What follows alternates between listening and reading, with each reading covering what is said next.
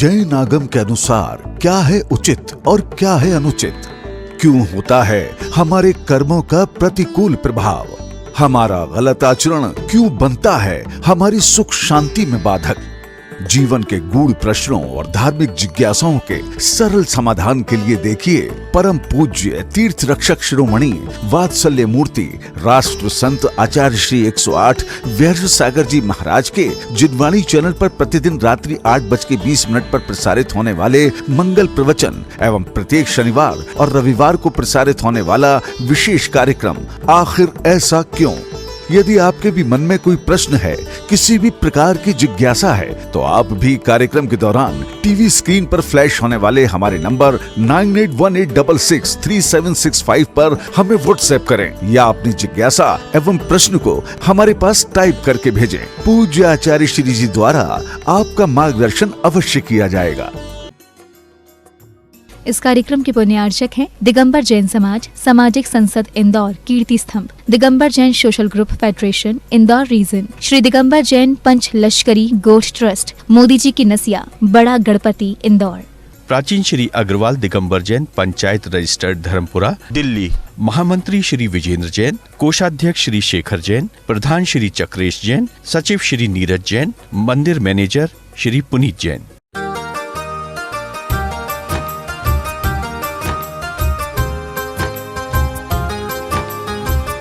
बहुत सारी चीजें ऐसी हैं तो ये धर्म से हमें दूर ले जाती हैं। हमको ये चीजें धर्म से दूर ले जाती हैं। अब हम देखते हैं कि दुकान में गए, अपन दुकान में जाते हैं और दुकान में जाकर के अपन क्या करते हैं, दुकान में जाकर चला शटर के पैर पड़ना, ताले के पैर पड़ना। अब ताले के पैर पड़ रहे हो, ताला कौन सा देवता है, शटर कौन सा देवता है ना, लोहा है वो तो ना। तो बोले कि अरे भैया रोजी है हमारी, व्यापार है, इसलिए उसके पैर छू लेते हैं। तो भाई उसके क्यों पैर छू रहे हो? पैर तो तुम पैर छूने का काम तो सिर्फ एक काम करो कि वो है भगवान जी के पैर छू के उनके जाओ और उनके पैर छू के जाओ, फिर तुम्हें किसी के पैर छूने की आवश्यकता नहीं, फिर तुम्हें किसी और पैर की छूने की आवश्यकता नहीं है। एक साथ है सबसे है ना। तो जो तुम मंदिर जी में ही पैर छू के आओगे, वो पैर छूना ही तुम मंदिर जी में वो दुकान पे जाओगे, वहां तुम्हें किसी के पैर नहीं छूना है, उसका असर रहेगा। जो अपन भगवान के पैर छू के आए हैं उसका असर रहेगा है ना। तो बोले से किसी तुम्हें पैर छूने जरूरत नहीं पड़ेगी। तो शटर के पैर छूना और फिर उसके बाद क्या करना है ना, जो पैसा है तो पहला पैसा आया उसके पैर छू ले, उसके मस्तक पे लगा लिया है ना।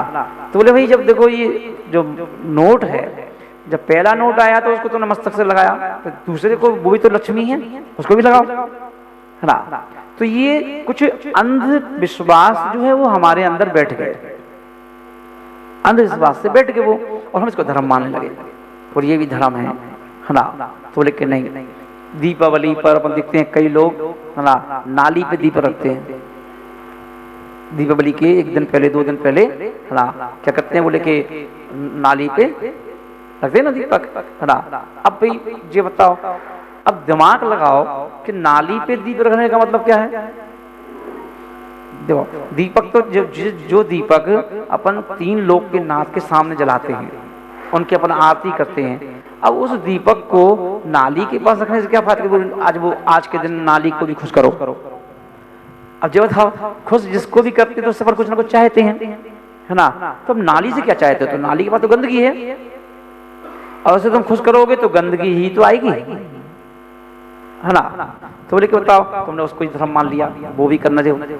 तो बोले कि अभी तुम्हें सही मायने में पता ही नहीं है कि धर्म क्या है।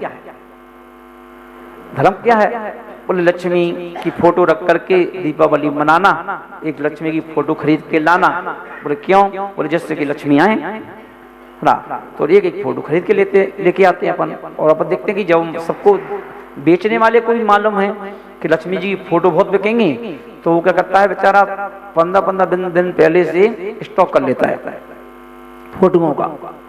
अब कहा कि बता, जब एक लक्ष्मी की फोटो यदि तुम्हें ऐसा गलतफहमी भर दी कि एक फोटो से तुम लक्ष्मी तुम्हारे पास आ जाएंगी, तो पहले कल्पना करो कि तुम्हारे पास पहले आएगी कि जिसके पास हजारों फोटो रखी हैं उसके पास पहले आएगी। पर वो लक्ष्मी जी की फोटो बेचने वाला व्यक्ति भी बेचारा क्या करता है, कभी कभी हाथ पकड़ के रोता है, सर रख के कहता है क्या होता है, सीजन नहीं चला इस बार, है ना, मैं सोच रहा था कि हजारों बिकेंगी, तो इस बार तो 100 बिकी, मुझे पैसा और फंस गए हमारे, है ना। अब उसके पैसा फंस गया, बताओ लक्ष्मी जी चक्कर में हैं। अब वो कैसे जाके कहे ना। तो कहने का अर्थ है कि हमें ये सब चीजों पर विवेक लगाना, कि विवेक, इसी तो जैन दर्शन का जो नाम है वो विवेकी धर्म, विवेकी धर्म, कि जैन धर्म में विवेकी धर्म, विवेक यानी विवेक लगाओ हर जगह, हम सही कर रहे कि नहीं कर रहे हो, है ना। ये काम जो भी सोचो करते समय पूछो भी अपने आप से कि ये सही है ना, ये ठीक रहेगा, ये न्याय संगत है ना। क्योंकि हमारा जैन दर्शन एकदम हाइन है, वो कहता है कि अब चक्कर में मत फंसो, है ना। यहाँ कोई फालतू के चक्करबाजी नहीं है, यहाँ तो सीधे सीधे देव शास्त्र गुरु और चौथा कोई नहीं, है ना। चौथे चक्कर में पढ़ो। अपन क्या करते हैं, चक्कर में पढ़ेंगे। अब पिताजी नारियल फोड़ रहे हैं साल में इधर, है ना। अब पिताजी फोड़ रहे, अब पिताजी के फोड़ने के बाद अब पिताजी चले गए तो लड़के को फोड़ना पड़ रहा है ना। उनके लड़के चले गए तो दूसरे लड़के को करना पड़ रहा है। अब वो क्यों करना पड़ रहा है, बोले कि नहीं करोगे तो परेशान करेंगे। तो आप अपनी परेशानी लड़कों को क्यों देना चाहते हो, है ना। तो अरे कोई पिता ऐसा होता है कि परेशानी दे के जाए, है ना। तो भैया इसलिए ऐसे आ जाए, ऐसे संस्कार दो, है ना, जिससे कि अपन देखें कि हमें किसी प्रकार के ऐसा धर्म करो जिसमें डर भी ना हो, डर भी ना हो कि अगर मान लो आपके बच्चे कोई काम ना कर पाए तो उनको कोई सताए ना, उन्हें कोई परेशान ना करे, उन्हें कोई सपना ना दे, उनका कोई काम ना बिगाड़े ना, ऐसा धर्म। तो वो धर्म क्या है, तो वो धर्म बोले कि ये विवेकी धर्म, जैन धर्म विवेकी धर्म। तो जिसमें विवेक ये है कि हमें भगवान को मानना है तो भगवान कौन से हैं, तो बीतरागी, है ना। शास्त्र कौन से मानना है, तो जो बीतरागी भगवान ने, है ना, बोला है मुख से, उसको लिखा गया है शास्त्रों को, वो बीतरागी ग्रंथ है। और गुरु जो बीतरागी गुरु हैं उनको 3 लोग, और ये 3 जो हैं यही हमारी लाइफ को चेंज कर देगा, है ना। ये जो बेरंग लाइफ है उसमें क्या करते हैं, वो रंग भर देते। इसलिए कहा कि भैया क्या करो, है ना। इसलिए कहा गया कि पहले सोचो धर्म क्या है, हाँ। इसलिए अपने यहाँ पर देखते हैं कि जब हम सुबह उठ करके, क्यों कहा जाता है कि जिन दर्शन, जैन दर्शन में अपन देखते हैं कि मकान भी खरीदते हैं हम, तो इसलिए खरीदते हैं पास में, कि मंदिर के पास में मिल जाए, है ना। चाहे भले वो महंगा मिल जाए चलेगा, अगर मंदिर के आसपास मकान मिलता है तो वो अन्य जगह की अपेक्षा से महंगा मिलता है, क्योंकि बिल्डरों को भी पता चल जाता है कि ये जैन व्यक्ति खरीदेगा जरूर, तो मालूम है कि मंदिर के पास में है। और जैन व्यक्ति को भी मालूम है कि ये 10 लाख रुपए एक्स्ट्रा मांग रहा है, फिर भी दे देता है कि लो कोई बात नहीं, दो फटाफट। क्यों, तो भगवान के दर्शन करना। तो दर्शन हमारे यहाँ पर कहा गया कि जिन दर्शन, जिन दर्शन यानी कि हमने सुबह उठ करके जैन दर्शन किए, उस जैन दर्शन करने से हमारे अनंत गुणी कर्मों की निजरा हो जाती है, हमारी अनंत गुणी कर्मों की निजरा हो जाती है जब हम दर्शन करते हैं। तो कहा जाता है जिनके दर्शन से कटें जन्म जन्म के पाप, जिनकी पूजन से मिटे भव भव के संताप, जिनका उज्जवल ज्ञान है 3 भुवन में सार, ऐसे 24 जिनेश को नमहू बारंबार, है ना। जिनके दर्शन करने मात्र से जन्मों जन्मों के पाप कट जाते हैं।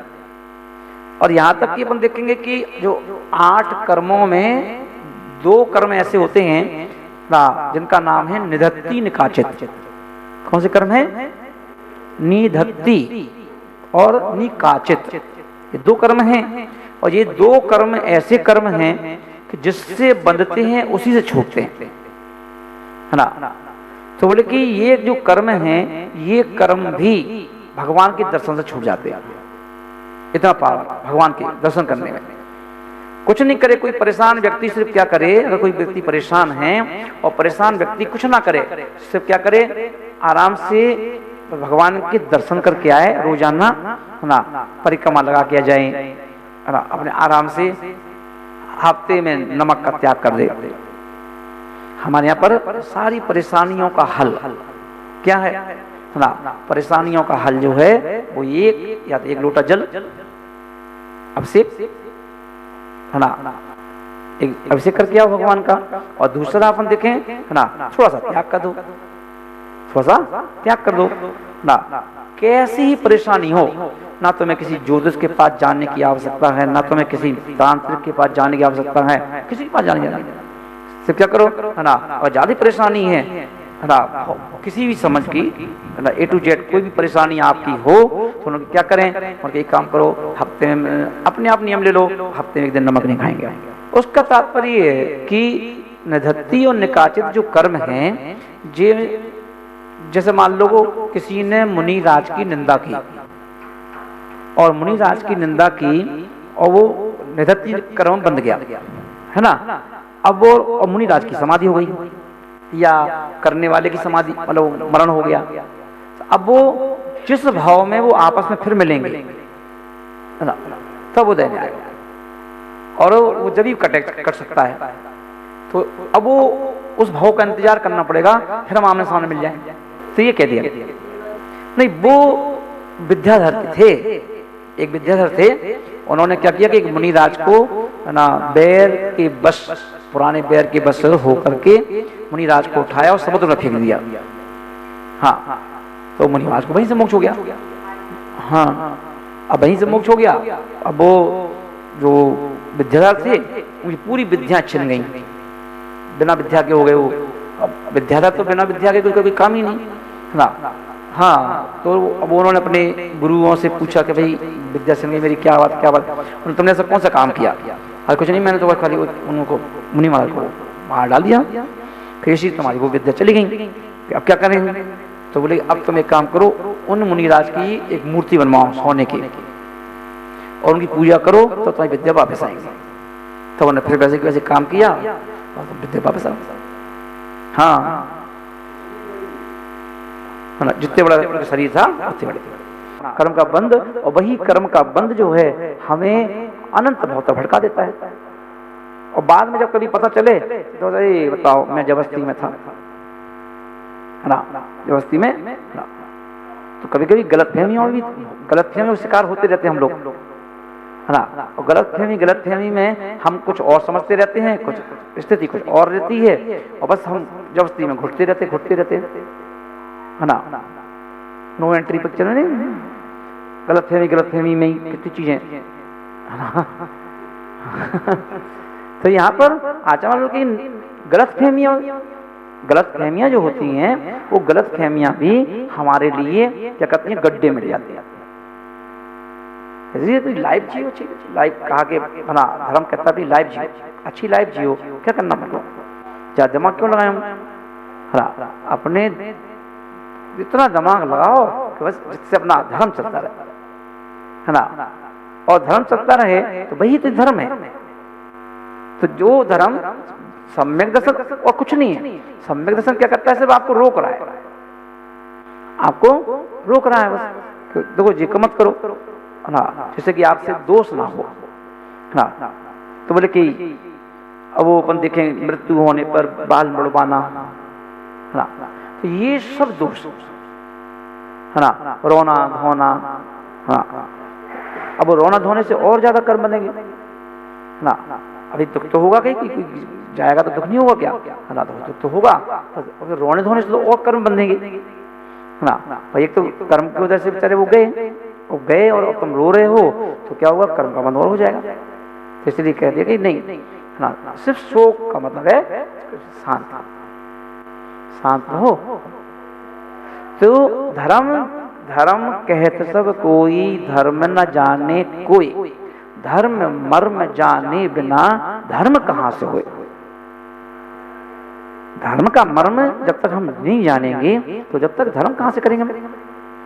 तो धर्म का मर्म जान करके फिर धर्म करो, तो तब जाकर के हम है ना धर्मात्मा कहला सकते हैं।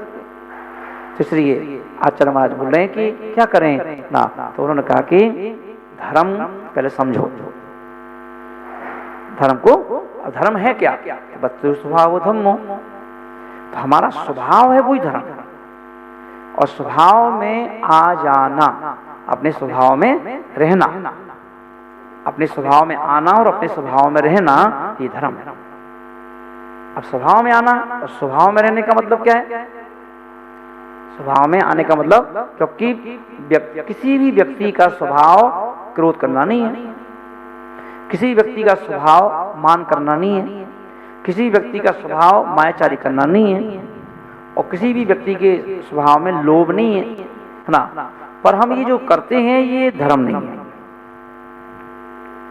यदि हम ये क्रोध करते हैं, मान करते हैं, मायाचारी करते हैं, लोभ करते हैं, तो ये चारों चीजें यानी धर्म के विपरीत हो गई, है ना। विभाव हो गया, स्वभाव का उल्टा विभाव। और तो इसलिए बोले कि क्या करना है? धर्म करना है कि विभाव में जाना है?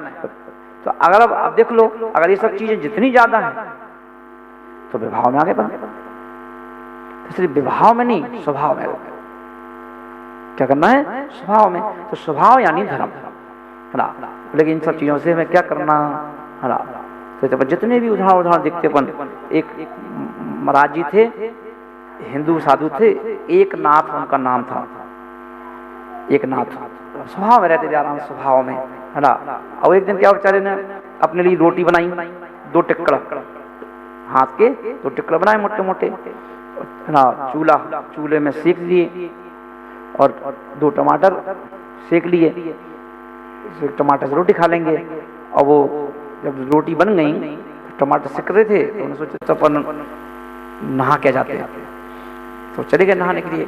जब लौट के आए तो देखा कि एक कुत्ता अंदर घुस गया और उसने दोनों रोटी उठाई और बाहर। अब एक नाथ जी क्या बोले, अरे प्रभु बताओ, अतिथि देवो भवा, है ना, और अतिथि देवो भवा, और आपने रोटी तो ले ली, और वो भी बताओ रूखी रूखी खाओगे? ठहरो, मैं घी लेके आता हूँ, घी चपड़वा लो। अब वो घी का डब्बा लेके पीछे आए। अब कुत्ते ने सोचा कि ये मार रहे शायद, छुड़ाने आएंगे, तो कुत्ता भागे आगे, वो पीछे पीछे भाग रहे। किसी ने कहा कहाँ जा रहे हो? अरे किस कुत्ते भैया, ये महाराज जो आए हैं हमारे यहाँ बिना ना, अब बिना सूखी रोटी तो हम नहीं खाते, इन्हों क्यों खिलाएं? घी लगवा लो, बस घी लगवा लो। अब बताओ कौन होगा ऐसा? कौन होगा? कोई होता तो मतलब पत्थर मारता या डंडा मारता कि तो कैसे घुस गया। तो ऐसे परिणामों का हो जाना,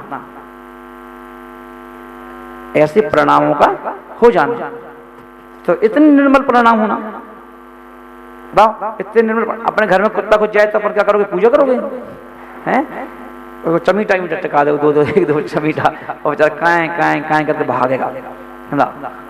पर वो देखो, हाँ, कुत्ते से भी कह रहे भैया लो, घी लगवा लो, चुपड़ी हुई रोटी खाओ ना। तो ऐसी सोच किससे होती है? जब हम वास्तविक धर्म करते हैं, वास्तविक धर्म करते हैं तब ना। इसलिए अपन देखें, अगर अपन दान करना है और अपन से कहें भंडारा कर दो, तो अपन सोचेंगे कौन गरीब लोग आए बेचारे, तो अपन सोचेंगे ऐसे दे दो, क्या दिक्कत है? ज्यादा गरीब लोग हैं इनका। पर एक व्यक्ति क्या कर रहा है, नहीं यार इनको ही पूरी खिलाओ, ये बेचारे पूरी तो खा नहीं पाते वैसे। तो उन्होंने क्या किया,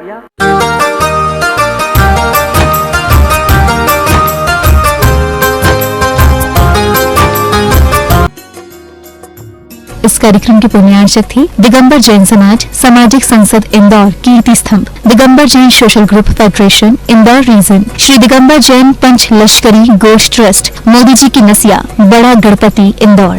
प्राचीन श्री अग्रवाल दिगंबर जैन पंचायत रजिस्टर्ड धर्मपुरा दिल्ली, महामंत्री श्री विजेंद्र जैन, कोषाध्यक्ष श्री शेखर जैन, प्रधान श्री चक्रेश जैन, सचिव श्री नीरज जैन, मंदिर मैनेजर श्री पुनीत जैन।